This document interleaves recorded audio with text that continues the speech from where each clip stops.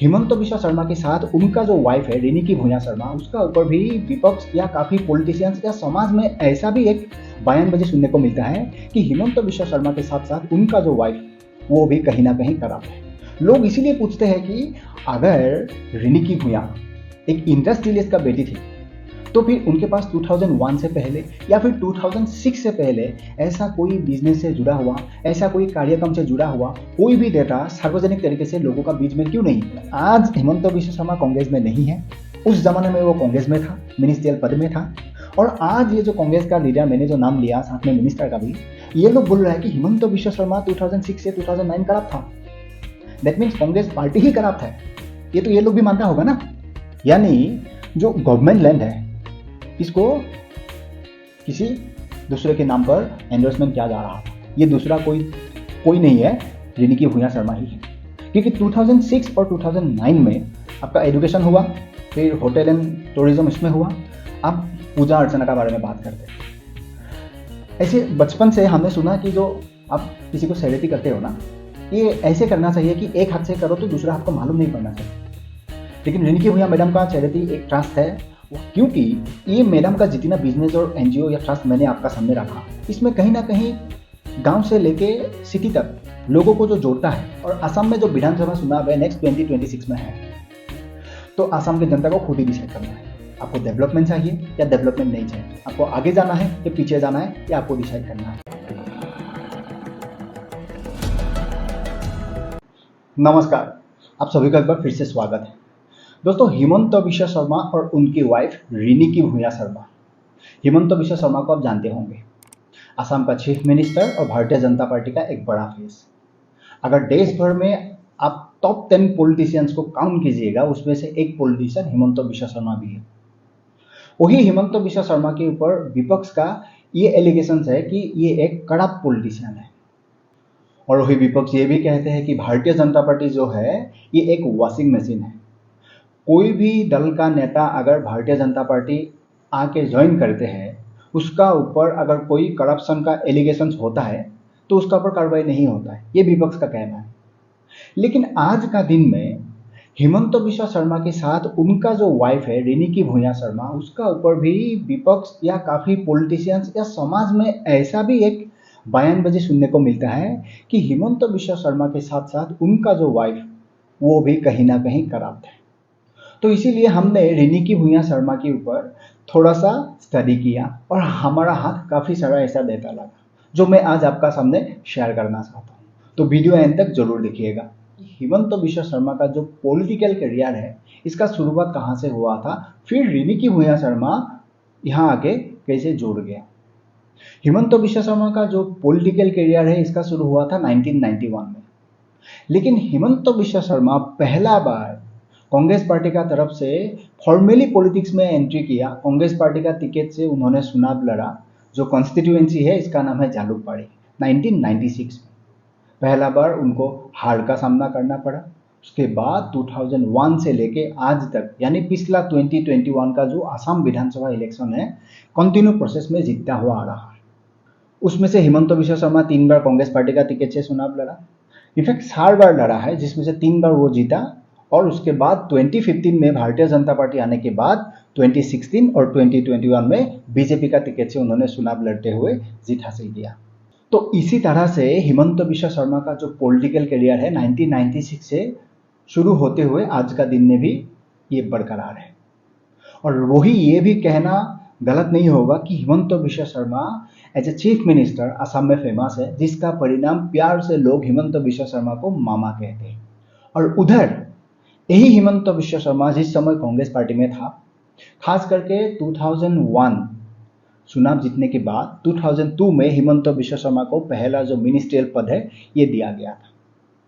और 2004 के बाद हिमंत बिश्वा शर्मा को बड़ा बड़ा मिनिस्ट्रियल पद देना चालू हुआ था कांग्रेस पार्टी का तरफ से। और ये वही हिमंत बिश्वा शर्मा है जिसका ऊपर आज ये जो विपक्ष है, विपक्ष का तरफ से जो असम से ही बिलोंग करता है, पूर्व चीफ मिनिस्टर का बेटा तरुण गोगोई का बेटा गौरव गोगोई, जो हिमंत बिश्वा शर्मा और रिनिकी भूया के ऊपर जो करप्शन का एलिगेशन लगाते हैं, एक जमाने में इसी हिमंत बिश्वा शर्मा ने उनका पिताजी का चीफ मिनिस्टर फेस को असम में प्रसार किया था। और लगातार तरुण गोगोई को कहीं ना कहीं हिमंत बिश्व शर्मा ने भी हेल्प किया था कंटिन्यू जीत हासिल करने के लिए असम में, कांग्रेस पार्टी को भी। तो शायद इसीलिए पूर्व चीफ मिनिस्टर जो आज नहीं है, हिमंत बिश्व शर्मा का ऊपर विश्वास था, यानी तरुण गोगोई साहब का जो विश्वास था हिमंत बिश्व शर्मा के ऊपर, जिसका परिणाम 2004 में हिमंत बिश्व शर्मा को फाइनेंस जैसा पद को भी संभालने के लिए दिया गया था। उसके बाद हिमंत बिश्व शर्मा को health minister, education minister, Assam accord implement, ministry of state and agriculture planning and development, ये सारा पद का जिम्मेदारी दिया गया था। और ये वही हिमंत बिश्व शर्मा है जो पहला बार के लिए असम में जो टेट का एग्जाम करके शिक्षकों को नियुक्ति किया था, जिसको कहा जाता है टीचर एलिजिबिलिटी टेस्ट। लेकिन ये भी सच है कि उसी असम में उसी पॉलिटिक्स का जो फील्ड है, तो उसी सेम पार्टी में रहते हुए तरुण गोगोई और हिमंत बिश्व शर्मा का बीच में शायद इतना नहीं बन पाया, जिसका परिणाम हिमंत बिश्व शर्मा को कांग्रेस पार्टी छोड़ के 2015 में भारतीय जनता पार्टी ज्वाइन करना पड़ा। और उसके बाद यही हिमंत बिश्व शर्मा 2015 में भारतीय जनता पार्टी ज्वाइन करने के बाद 2016 और 2021 असम विधानसभा चुनाव में जीतते हुए सेम कॉन्स्टिट्यूएंसी से, यानी जालुकबाड़ी कॉन्स्टिट्यूएंसी से, और 2021 में इनको असम का चीफ मिनिस्टर बनाया गया था। और यहाँ से अगर हम आपको रिनिकी भूया शर्मा का जो ये एलिगेशंस है या उनका जो हिमंत बिश्व शर्मा का साथ जैसे जुड़ गया है, इस कहानी को अगर आपको समझना है, इसके लिए आपको फ्लैशबैक में जाना पड़ेगा, यानी हमें थोड़ा सा इतिहास में जाना पड़ेगा, बहुत ज़्यादा दूर नहीं, 2001, क्योंकि हिमंत बिश्व शर्मा और रिनिकी भूया शर्मा का जो शुरुआत हुआ था, यानी दोनों का जो विवाह हुआ था 2001 में हुआ था। उसके बाद रिनिकी भूया शर्मा को as a wife of minister या आज का दिन में वाइफ ऑफ चीफ मिनिस्टर का नाम से असम में जाना गया। और रिनिकी भूया शर्मा जो है, जो अपना जो बैकग्राउंड है, कहा जाता है कि रिनिकी भूया पहले एक फास्ट लाइन असम का इंडस विलेज का बेटी है, जिसका नाम है जादव चंद्र भूया।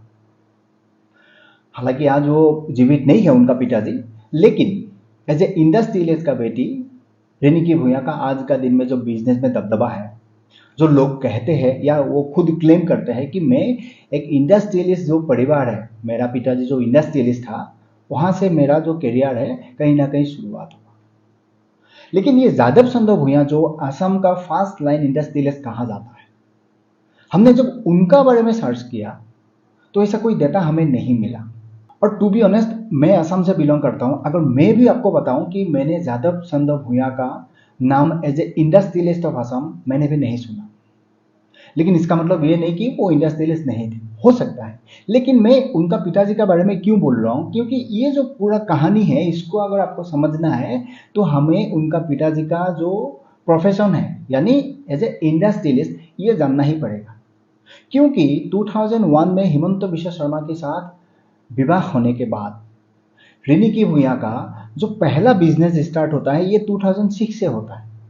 ये जो सवाल है, ये सवाल लोग तब ज़्यादा करते हैं जब रिनिकी भूया का जो बिजनेस, जितना भी ऑर्गेनाइजेशन है, उनका डेटा अगर मैं आपके पास रखूंगा, ये पूरा आपको 2006 के बाद ही दिखाई देगा।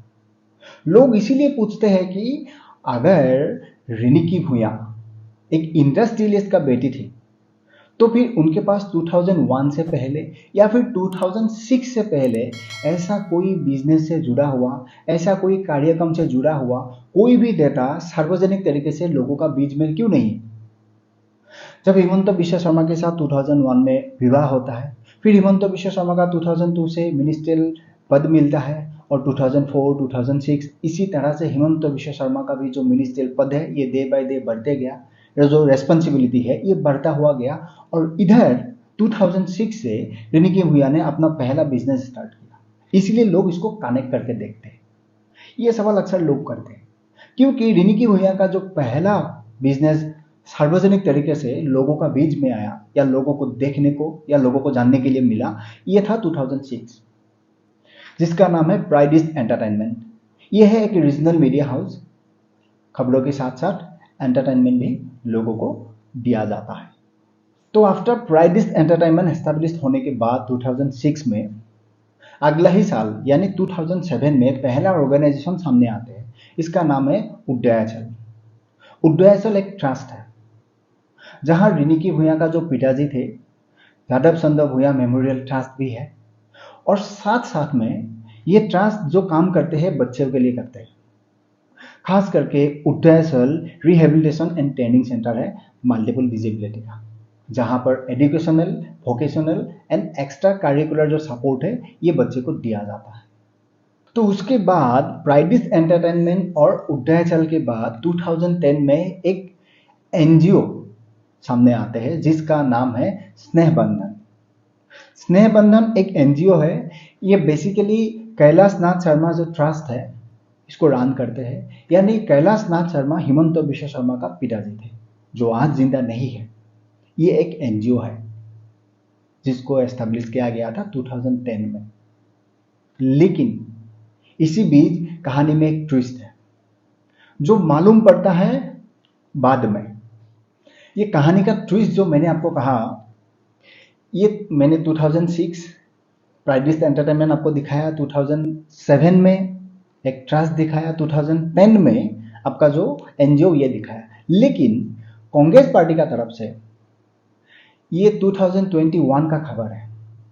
जिस समय हिमंत बिश्व शर्मा कांग्रेस में नहीं था उस समय कांग्रेस पार्टी का तरफ से एक प्रेस कॉन्फ्रेंस करके करप्शन का जो एलिगेशन है ये लगाया गया था, और इसका नाम पर रिनिकी भूया शर्मा का जो नाम है ये सामने आया था। कांग्रेस का तरफ से कांग्रेस लीडर जितेंद्र सिंह, गौरव गोगोई, गौरव वल्लभ, साथ में पार्टी का एमपी था रिपुन बोरा जो आज कांग्रेस पार्टी में नहीं है, अब्दुल खालिक।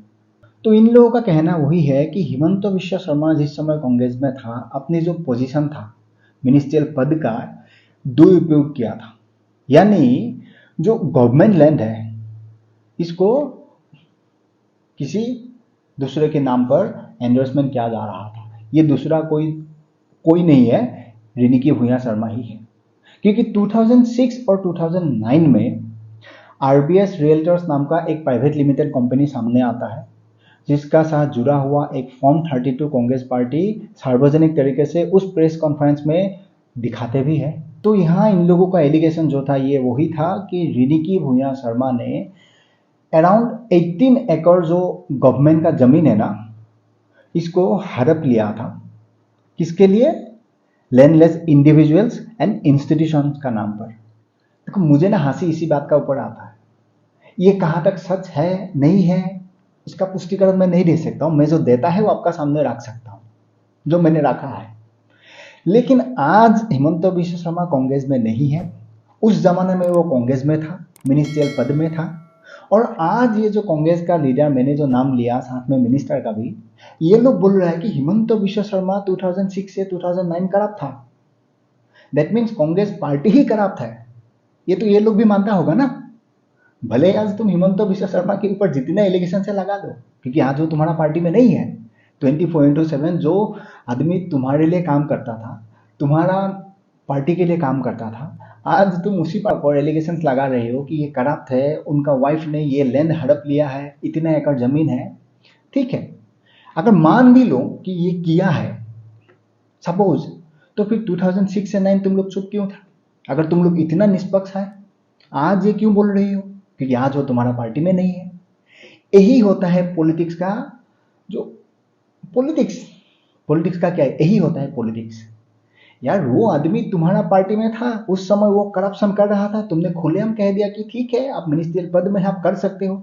अब आज का दिन में वही बोलना पड़ेगा। और आज जो तुम्हारा साथ नहीं है तुम कह रहे हो ये आदमी करप्ट है, उस जमाने में ऐसा ऐसा काम किया था, फॉर्म 32 लाके तुमने दिखा दिया।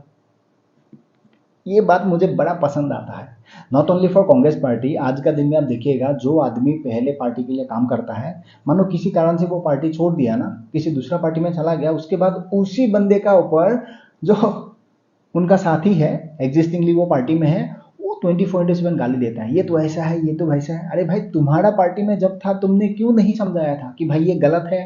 अगर तुम लोग इतना सही हो, आज दिखा रही हो, पहले सो रहा था क्यों? पॉलिटिक्स में ऐसा ही होता है शायद। तो कांग्रेस का तरफ से जो एलिगेशन है यहीं पे खत्म नहीं होता है। कांग्रेस पार्टी का कहना है कि दिसंबर 2009 में रिनिकी भूया शर्मा ने जो आरबीएस कंपनी का डायरेक्टर पद था इसको रिजाइन कर दिया था। रिजाइन करने के बाद उन्होंने RBS जो प्राइवेट लिमिटेड ये कंपनी था, इसका नाम बदलने के लिए प्रयास किया था और इसका नाम यानी चेंज किया था। चेंज करके इनका नाम वशिष्ठ रियल्टर्स प्राइवेट लिमिटेड किया। और ये लोग कहता है कि in 2017 23.61% of the ₹100 face value shares of Vista Realtors were transferred to Shrimati Mina Bhuyan. Mina Bhuyan यानी mother of Shrimati Riniki Bhuyan Sarma and mother in law of chief minister Himanta Biswa Sarma. ये कांग्रेस पार्टी का कहना है। फिर वही कांग्रेस पार्टी आगे कहता है कि ऑन सितंबर 16 2019, यहां ट्विस्ट देखिए कांग्रेस पार्टी का तरफ से जो कहा जा रहा है, ये सही में इंटरेस्टिंग है। मैं नहीं जानता हूं ये सच है गलत है, लेकिन मुझे पढ़ के ना बड़ा मजा आया। फिर कांग्रेस पार्टी कहता है कि जब हिमंत बिश्व शर्मा का जो बेटा है, इसका नाम है नंदिल बिश्व शर्मा, जब वो एडल्ट हुआ यानी 18 ईयर्स हुआ, उसके बाद जो हिमंत बिश्व शर्मा की मदर इन लॉ यानी रिनिकी भूया का मां का नाम पर जो 23.61% शेयर वैल्यू था, ये ट्रांसफर करके हिमंत बिश्व शर्मा का जो बेटा है नंदिल बिश्व शर्मा के नाम पर उसको शिफ्ट कर दिया गया। तो ये एक कांग्रेस पार्टी का तरफ से बड़ा एलिगेशन लगाया जाता है। मुझे तो बड़ा मजा आया, सही में मन को ना संतुष्टि मिला कि ऐसा कहानी कभी पढ़ने को मिलता है। मैं पहले सुन रहा था, मैंने सोचा यार ऐसा क्या है कि ये लोग, जो तुम्हारा इतना बड़ा लीडर था, ऐसा नहीं है कि हिमंत बिश्व शर्मा आज बड़ा लीडर है, वो कांग्रेस में भी बड़ा लीडर था। मैं जानता हूं ना, मैं खुद असम से बिलोंग करता हूं, वो बहुत बड़ा लीडर था। तो आज कांग्रेस में नहीं है, तो कांग्रेस पार्टी ने ये जो कहा है, अब इसमें क्या सच है क्या झूठ है वो मैं नहीं जानता हूं, मैं तो बस डाटा आपका सामने रखा। तो इसी के लिए ये लोग कहता है कि हस्बैंड का साथ उनका जो वाइफ है वो भी करप्ट है, तो अदल बदल नाम बदलना, कंपनी बदलना, रिजाइन देना, बेटा का नाम पर शिफ्ट करना, तो शायद इसीलिए ये एलिगेशंस लगता है। तो ये तो था आपका 2021 का कहानी, जो 2006 से 2009 यानी 2019 में लास्ट बेटा का यहाँ पर एंट्री हुआ था। लेकिन 2017 में जो मां के नाम पर शिफ्ट हुआ रिनिकी भूया शर्मा का, उस समय में तो हिमंत बिश्व शर्मा भारतीय जनता पार्टी में था। फिर 2019 कहा गया, तो 2015 के बाद तो हिमंत बिश्व शर्मा भारतीय जनता पार्टी में है ना, तो फिर उसका पर कार्रवाई क्यों नहीं होता? ये सवाल हमेशा कांग्रेस पार्टी की तरफ से या विपक्ष का किसी भी दल से हिमंत बिश्व शर्मा के नाम पर हमेशा उठता हुआ आ रहा है। ये तो कांग्रेस का तरफ से लगाए हुए एलिगेशन है। लेकिन ऐसा नहीं है कि असम में सिर्फ कांग्रेस ही बोलता है, काफी सारा समाज में ऐसा भी खबरें आते हैं कि जो चीफ मिनिस्टर का वाइफ है, इनका नाम पर ये जो लैंड एंडोर्समेंट से लेके करप्शन का समाज में ऐसा भी खबर चलता है, कंट्रोवर्सी है। ऐसा नहीं है कि बिल्कुल नहीं है, कांग्रेस ही अकेला इसका ऊपर बोलता रहा, नहीं, समाज में ऐसा भी चलता है। क्यों चलता है? बीजेपी में आने के बाद ऐसा काफी सारा एक्टिविटीज है जो मैं अभी आपका सामने रखूंगा। क्योंकि हिमंत बिश्व शर्मा का 2021 में जब इलेक्शन के लिए नॉमिनेशन भरना होता है ना, वहां जो अपनी प्रॉपर्टी एसेट्स ये दिखाना पड़ता है, तो वहां से टाइम्स ऑफ इंडिया का एक रिपोर्ट आया था, Assam Himanta Biswa Sharma's family worth up by over 10 crore in 5 years। यानी 2016 में हिमंत बिश्व शर्मा का जो नॉमिनेशन भरने का टाइम पर जो उन्होंने अपनी डेटा सबमिट किया था, 2021 में उस डेटा में बहुत कुछ बदलाव आया था, ये बीजेपी में रहते हुए समय के अनुसार। तो इसमें जो ग्रोथ स्टोरी है, ये जो कहानी है, तो टाइम्स ऑफ इंडिया का हिसाब से ये जो प्रेजेंट किया गया है, सर्वमुठ जो फैमिली का वर्थ है ये है 17 करोड़ 27,65,162 करोड़, जहां 2016 में वो अमाउंट था 6 करोड़ 38,47,880 करोड़। जो इंक्रीज हुआ है ये लगभग 11 करोड़ मान के चलो, यानी 10 करोड़ 89,17,282 करोड़, इतना इंक्रीज हुआ है।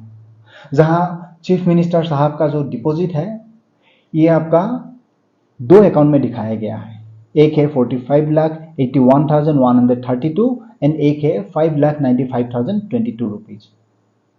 और यहाँ ये भी दिखाया गया है कि चीफ मिनिस्टर साहब का जो अपना जो गोल्ड है, सोना जो है ना, ये 7,74,000 का उनका हाथ में है, जिसका वेट है लगभग 180 ग्राम्स। और उधर उनका जो वाइफ है, उनका जो गोल्ड ज्वेलरी है ये ऑलमोस्ट डबल दिखाया गया है, क्योंकि 2016 में जो वैल्यू आया था, ये वैल्यू था 22,70,500, यानी 757 ग्राम, जो 2021 में बढ़ के हुआ 60,60,500। और इसका जो वेट है ये है 1.495.2 ग्राम, यानी 1 किलो, लगभग 1.5 किलो का आसपास दिखा रहा है। Wife owns assets worth 14.47 crore. In 2016 she owned assets worth 5.27 crore. ये टाइम्स ऑफ इंडिया का 2021 में एक डेटा ऐसा आया था। तो ये डेटा आने के बाद लोगों का बीच में वही फिर सवाल आ जाता है, यार 5 इयर्स में 10 करोड़ कहाँ से बढ़ गया। देखो यहाँ पर तो हालांकि वही कहा जाता है कि जो रिनिकी भूया शर्मा है उसका जो बैकग्राउंड है, जो एक इंडस डीलर्स का बेटी है, तो जाहिर सी बात है उनका पास इतना संपत्ति जरूर होगा या ऐसा कुछ जरूर होगा। लेकिन 2016 में तो वो नहीं था, तो 2021 में बढ़ गया। जैसे मैंने पहले ही कहा, लोगों का मन में ये जो सवाल आता है कि अगर इंडस्ट्रियलिस्ट का बेटी होने के बाद उनको बिजनेस 2006 में चालू करना पड़ा, वो भी हिमंत बिश्व शर्मा के साथ शादी करने के बाद, तो पहले क्यों नहीं किया। तो ऐसा ही एक बुनियादी सवाल यहाँ पर भी खड़ा होता है। आज का दिन में देखो उनके पास कितना है, पहले कितना था, अगर ये आप भूल भी जाओगे ना, क्योंकि आज का दिन में कहा वही जाता है कि ये आसाम का रिनिकी भूया शर्मा जो है एक नंबर 1 एंटरप्रेन्योर है, क्योंकि वो काम ही ऐसा करता है। तो काम ऐसा करता है तो क्या क्या काम है। एक तो इनका एक इंटरनेशनल स्कूल है जिसका नाम है बंदिया इंटरनेशनल स्कूल। ये वही जगह पर है नॉर्थ गुवाहाटी में जहां से लैंड का विवाद कांग्रेस पार्टी ने उठाया था। लेकिन फिर वही सवाल खड़ा हो जाता है, अगर समाज के लिए, असम के लोगों के लिए कुछ करना चाहते हैं, करते हैं, एज ए चीफ मिनिस्टर तो हिमंत बिश्व शर्मा कर रहे हैं, इसमें कोई डाउट नहीं है, लेकिन रिनिकी भूया शर्मा भी खुद करना चाहते हैं। जो स्कूल है वो इंटरनेशनल स्कूल है और उसका जो फीस है ये मिडिल क्लास के, अपर मिडिल क्लास लोगों के लिए भी इतना आसान नहीं है। साधारण जनता या कोई साधारण परिवार का लोग जाके पढ़ना तो सोच भी नहीं सकता है। आपका सामने है, आप देख लो। जो रजिस्ट्रेशन फीस है नॉन रिफंडेबल है 3,000, एडमिशन फीस नॉन रिफंडेबल 65,000।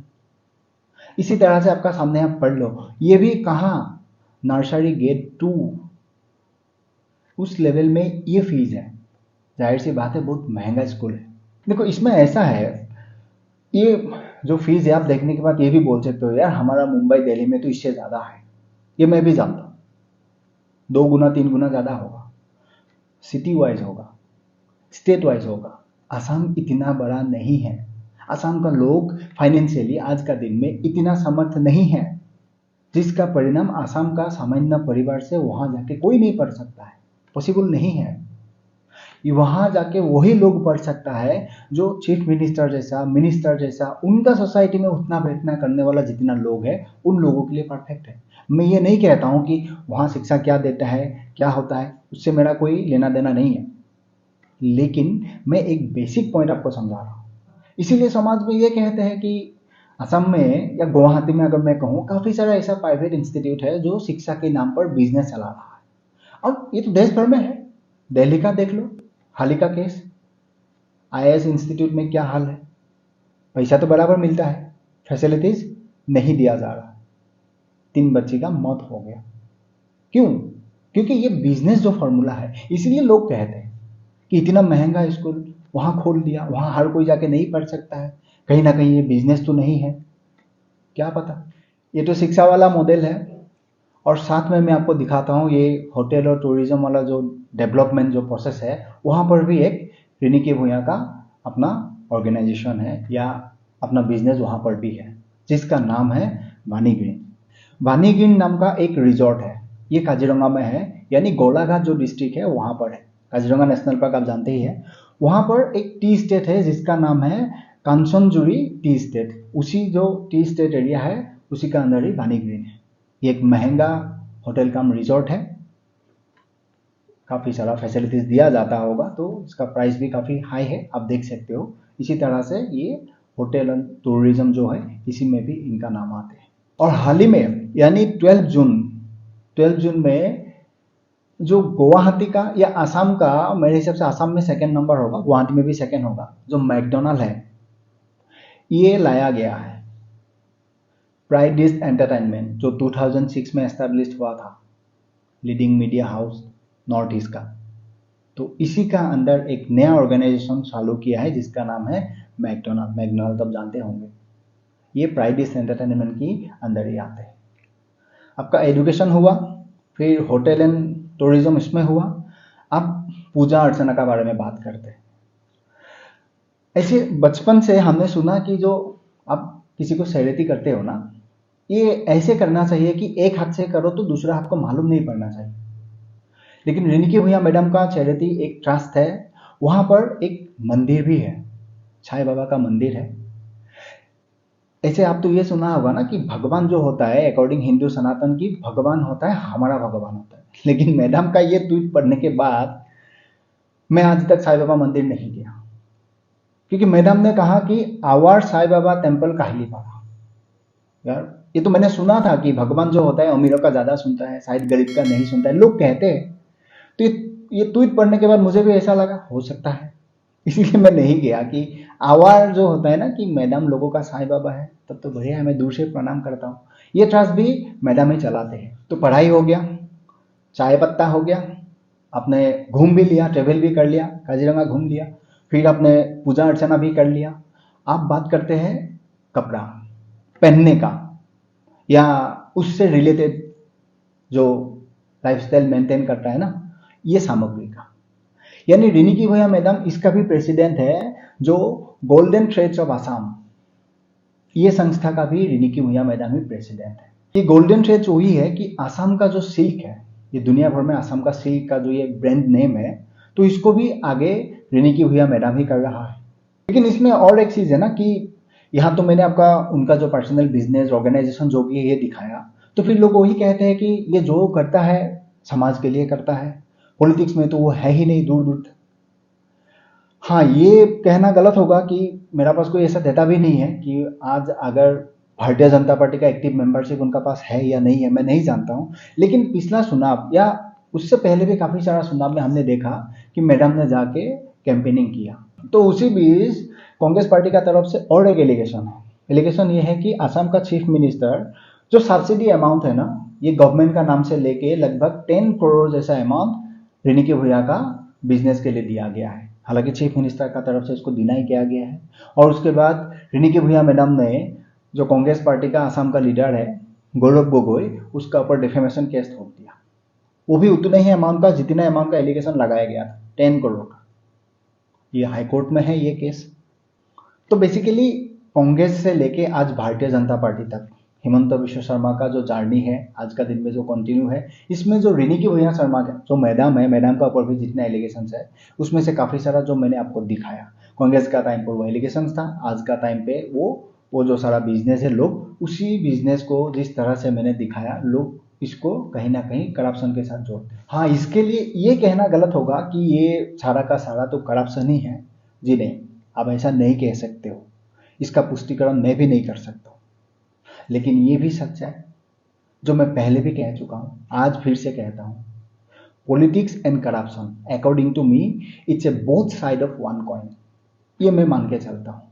और यहां पर यह भी सच है कि रिनिकी भैया मैडम का जितना भी ऑर्गेनाइजेशन ट्रस्ट जो भी चलता है, वहां लोगों को रोजगार मिलता है। अब ये बिजनेस वाइज या डेवलपमेंट वाइज ये सोच आपका ऊपर डिपेंड करेगा। चाहे वो मीडिया हो, चाहे वो गोल्डन थ्रेड आसाम हो, या वानी ग्रीन हो, या टी स्टेट हो, या फिर आपका ट्रस्ट एनजीओ कोई भी हो, यहाँ पर लोगों को स्कूल ही क्यों ना हो, जो रोजगार है ना ये मिल रहा है। क्योंकि ये मैडम का जितना बिजनेस और एनजीओ या ट्रस्ट मैंने आपका सामने रखा, इसमें कहीं ना कहीं गांव से लेके सिटी तक लोगों को जो जोड़ता है, तो उसी जोड़ने का साथ लोगों को रोजगार मिलता है।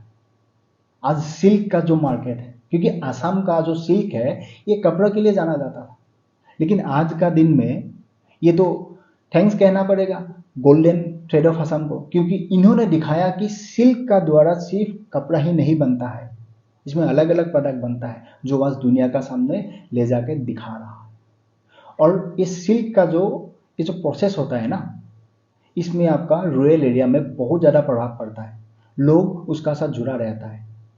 और मैंने जहाँ तक इसका ऊपर स्टडी किया, गांव से जुड़ा हुआ हर वो महिला को, बेसिकली वुमेन जुड़ा रहता है इसमें, हर वो महिलाओं को अपनी रोजगार इनका द्वारा मिल रहा है। ये सारा बातों को कैलकुलेशन करने के बाद अगर कांग्रेस का लोग बहुत ज़्यादा खुशी मना रहा है ना, इसका कोई फायदा होने वाला है नहीं, क्योंकि लोग कांग्रेस का पास ऐसे ही जाने वाला नहीं है। इसमें दो बात है, मैं आपको समझा देता हूँ। पहला बात यह है कि कांग्रेस पार्टी ये वही पार्टी है जो देश का जनता आज भी नहीं भूला है कि 2004 से 2014 इन्होंने देश में 12 लाख करोड़ का घोटाला किया था। लोगों का मन में आज इस बात का डर है, कहीं अगर हम गलती से इनको फिर से सपोर्ट कर दें, कल को अगर ये 24 लाख करोड़ का कर दिया तो घोटाला। कांग्रेस ने क्या घोटाला नहीं किया है, रेलवे से लेके हवाई जहाज तक, आर्मी से लेके नेवी तक, पार्लियामेंट तक नहीं छोड़ा कांग्रेस ने। ऐसे कांग्रेस का पूरा जो ये घोटाला है ना, इसका पूरा लिस्ट का मेरा एक वीडियो है, ये वीडियो लिंक डिस्क्रिप्शन में दिया हुआ है, आप चाहो तो देख सकते हो। आखिर में रही बात हिमंत बिश्व शर्मा करप्ट है या नहीं है, ये जनता डिसाइड करेगा। लेकिन ये भी सच है, असम में जो डेवलपमेंट आज का दिन में हो रहा है, ये हिमंत बिश्व शर्मा इसको कंटिन्यू कर रहा है। जो सर्बानंद सोनोवाल 2016 में शुरुआत किया था, उसको कंटिन्यू करते हुए आज का दिन में असम को आगे बढ़ा रहा है हिमंत बिश्व शर्मा। और असम में जो विधानसभा चुनाव है नेक्स्ट 2026 में है, तो असम के जनता को खुद ही डिसाइड करना है, आपको डेवलपमेंट चाहिए या डेवलपमेंट नहीं चाहिए, आपको आगे जाना है या पीछे जाना है, या आपको डिसाइड करना है। लेकिन पॉलिटिक्स और करप्शन, जो मैंने ऑलरेडी कहा, ये कोई भी आएगा, होता ही रहेगा। लेकिन स्टेप को आगे बढ़ाने के लिए आपको जो चाहिए ये कौन दे सकता है, ये सोच आपका ऊपर है। तो उसी सोच के साथ आज का वीडियो यहीं पे खत्म करते हैं। मिलते हैं नेक्स्ट वीडियो में।